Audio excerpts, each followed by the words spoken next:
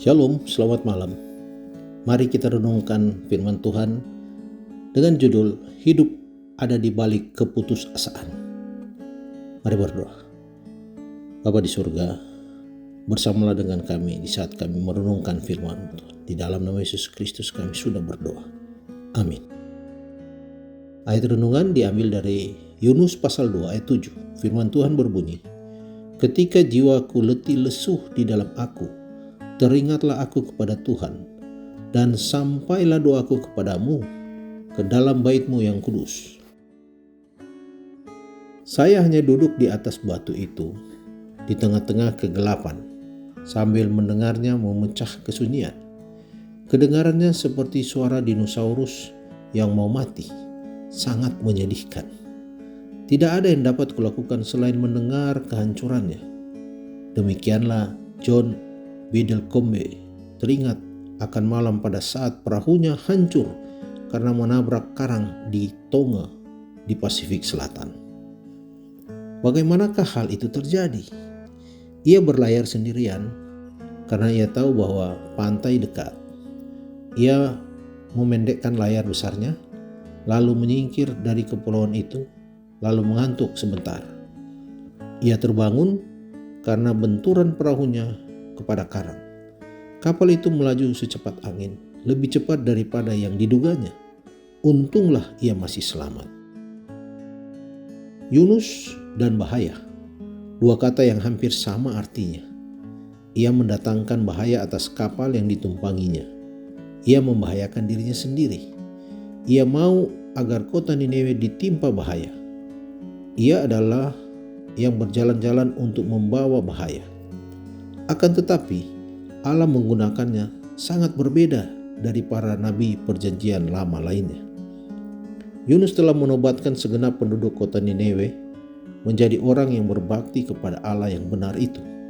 Siapa yang menduga masih mungkin ia selamat apabila anak kapal siap untuk melemparkannya kepada ikan yang sudah bersiap-siap untuk menelannya? Pohon jarak kasihan atas diri sendiri mungkin akan melindungi kita untuk seketika. Tetapi apabila itu layu, Allah sudah bersiap-siap untuk mengarahkan pandangan kita kepada masa mendatang. Di dalam perut ikan besar itu, Yunus teringat akan Tuhan. Dari suatu nasib yang tidak pernah dipikirkan, doanya dapat menjangkau hadirat Allah. Dari bait Allah, Imam besar keselamatan kita itu mendengar seruan keputusasaan kita. Apabila hidup kita morat-marit, apabila yang paling kita harapkan hancur dan tidak dapat diperbaiki lagi, Yesus sedang bersiap-siap untuk menjawab doa kita. Apabila kesalahan menyeret saudara dan teman-teman pun meninggalkan saudara, Yesus ada di sisimu, memegangmu. Ada hidup di balik kekecewaan yang besar. Yunus terpaksa mempelajari kebenaran itu dengan cara yang paling berat. Kita pun boleh jadi mendapat pelajaran yang demikian. Tetapi mendapat pelajaran atau tidak, doa itulah yang menjadi kunci jawaban masalah kita. Allah menerima seruan kita dari manapun kita berseru. Bukan hanya sekedar hidup di balik kesusahan itu. Itu boleh jadi membuka kesempatan baru, membawa kesuksesan baru yang melebihi harapan kita. Allah merencanakan untuk memberikan kepada kita jawaban doa kita yang Ia tidak akan berikan sekiranya kita tidak memohonkannya dengan cara yang demikian. Dikutip dari buku The Great Controversy halaman 525. Mari berdoa.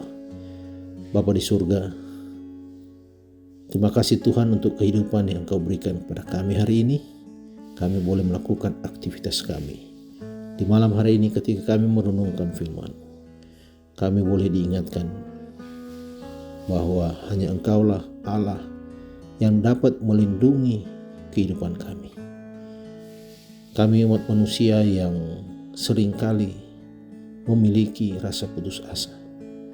Tapi ketika kami mengingat Tuhan, kami memiliki pengharapan untuk menjadi lebih baik di hadapan Tuhan.